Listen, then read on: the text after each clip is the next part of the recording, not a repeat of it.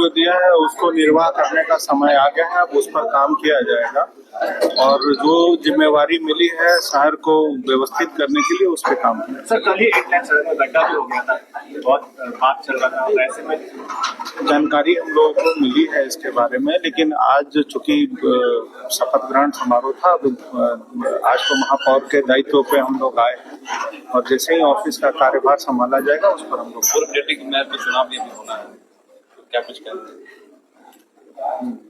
जिनको धनबाद की जनता ने चुना है वो चुने गए। सर, सीएम हेमंत सोरेन से भी आपकी मुलाकात हुई, कुछ धनबाद को लेकर चर्चाएं? जी, हम कल परसों उनसे मुलाकात हमारी हुई थी कार्यालय में। श्री हेमंत सोरेन जी से मुलाकात हुई थी कि चूंकि हमारे राज्य के मुखिया हैं और धनबाद नगर निगम क्षेत्र में उनकी भूमिका एक अहम है, चूंकि राज्य के विकास में उनका एक अहम प्रमुख भूमिका होती है, तो वो इसी सिलसिले में उनसे मुलाकात हुई और उनसे हमने ये कहा है कि धनबाद नगर निगम क्षेत्र में जो विकास संबंधित जो भी मुद्दे हैं उनमें उनका सहयोग चाहिए और उन्होंने मुझे इस बात के लिए आश्वस्त किया है कि हमारा सहयोग है। सर, शहरी क्षेत्र में लोगों की समस्या है, लोग बाहर जाने जाते हैं जॉब करने के लिए, ऐसे में अब आप आए हैं तो उनके लिए क्या कुछ कहेंगे? सर, मेरा यही है कि राज्य सरकार से मिलकर इस सारी समस्याओं के समाधान के लिए प्रयास किया जाएगा और हम लोग उस पर काम करेंगे। सर, गर्मी का सबसे पहले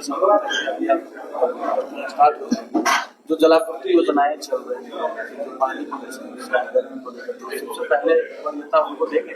सबसे पहले जो शहर की जिन नल जल योजनाओं की कार्य जो चल रहे हैं उनकी समीक्षा की जाएगी, बैठक की जाएगी और चाहे वो प्रशासनिक स्तर पर हो, निगम के स्तर पर हो या राज्य सरकार के स्तर पर हो, उस पर हम लोग बात करके उसको जल्द चालू कराने का। उनका खजाना खाली है, व्यय ज्यादा है, आय कम है, तो चुनौती तो सामने आएगा। देखिए, कभी कभी स्थिति ऐसी होती है कि देश, आप देखे होंगे अभी नहीं, जब शुरू में जब देश हमारा बहुत अभी विकसित नहीं हुआ था, उस समय जब बॉर्डर पे लड़ाइयाँ होती थी तो हमारे सैनिकों के पास इक्विपमेंट्स कम होता था और लड़ाई लड़ते थे, तो वो अपनी हिम्मत से लड़ाई लड़ते थे, इक्विपमेंट से नहीं। ना उनके पास हथियार होता था, ना उनको खाने की व्यवस्था होती थी, ना रहने का कोई संसाधन होता था, फिर भी देश के लिए वो लड़ाई लड़ते थे। तो ये भी एक लड़ाई है और उसको हम लोग ठीक करेंगे।